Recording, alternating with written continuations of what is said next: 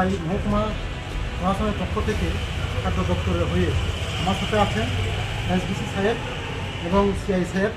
এবং আমি যে ডেপুটি কালেক্টর ওয়াই রাজধানীর এখন আমরা পুরান বাজারে এবং তারপর আমরা কোহিনুর এবং নিউ মার্কেটে আমরা বিভিন্ন দোকানে গিয়ে গ্রোসারি শপে গিয়ে আমরা দেখেছি যে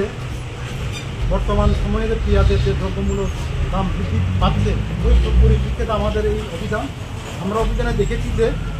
তাদের সাথে আমরা কথা বলেছি এবং তাদের যে পাইকারি দোকান থেকে তারা পেঁয়াজ কিনে আনছেন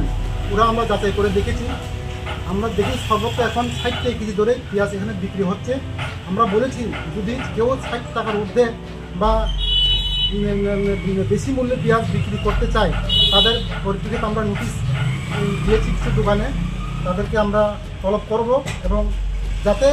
এই যে পেঁয়াজের দামটা অতিরিক্ত অন্যান্য মহকুমার সাথে যাতে তাল মিলিয়ে আমাদের এখানেও যাতে সেই দ্রব্যমূল্যটা ঠিক থাকে তার জন্যই আমাদের এই অভিযান।